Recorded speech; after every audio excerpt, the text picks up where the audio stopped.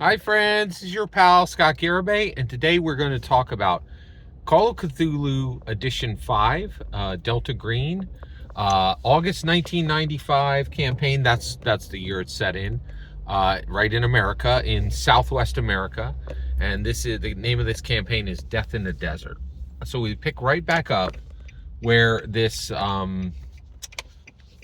Hispanic coroner is cutting into the corpse of Emmanuel Santana, who was found on the Apache reservation in San Carlos. And I'm here at this. Oh, by the way, I skipped this part, but I talked to the coroner and I asked him to dismiss the janitor.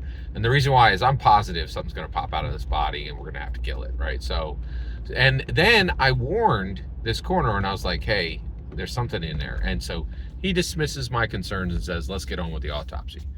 So the autopsy starts, right? And so he cuts him open, he spreads his chest.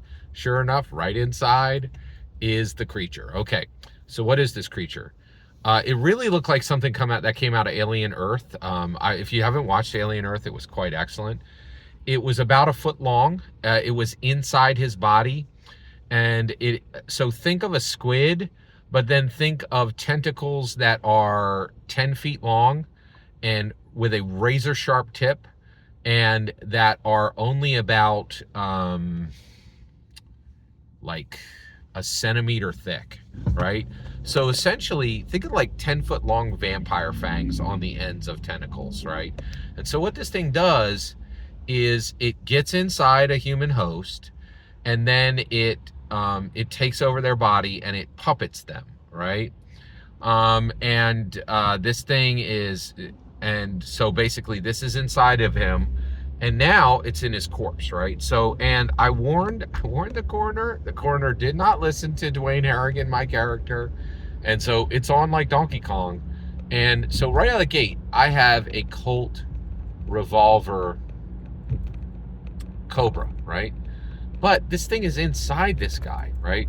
And so I'm like, there's no way my gun is going to kill this thing. So I decide to burn it, right? So I go get some formaldehyde, I throw the formaldehyde on the body, and then I torch it, right? But at the same time, the creature inside sends its tentacles outside of Emmanuel Santana's corpse and dig into the corner, right? And I feel really bad about this, but I'm like, you know what? I got to kill this thing. I'm here all by myself. I'm going to have to burn this poor coroner alive. I'm going to have to kill him, right? Like, and that's exactly what I did. I burned Emmanuel Santana's corpse.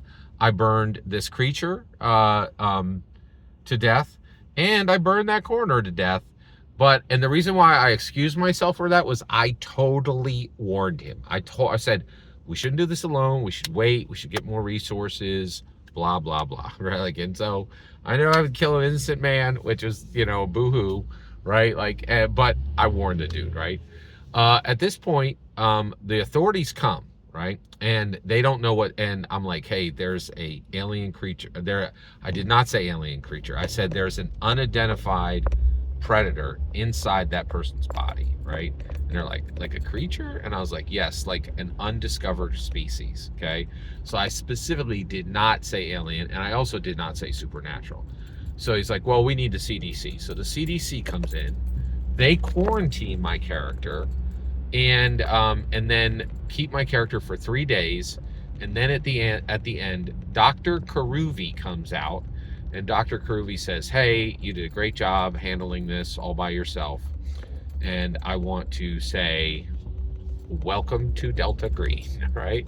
Now, the Dungeon Master did not say welcome to Delta Green. They took a much longer route around, but I got my welcome to Delta Green, and at this point, I'm read in, right? And they're like, there's this group, we call it the group, we consider it like a fraternity, and it's not one jurisdiction, right? It doesn't have one funding. Like, we have people in the CIA, the FBI, all of that, right?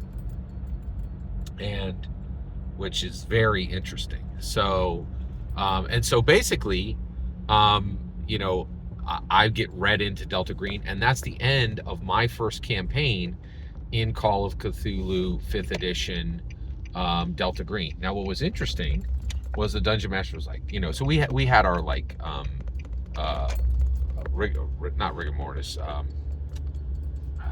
it's not rigor mortis, it's what you do after a campaign is done, right? There's a special word for it. And I was like, that was fantastic. The pacing was fantastic. It felt like True Detective. And I will say, I really felt like I just lived through a season of True Detective, which I absolutely loved. It was really, really good.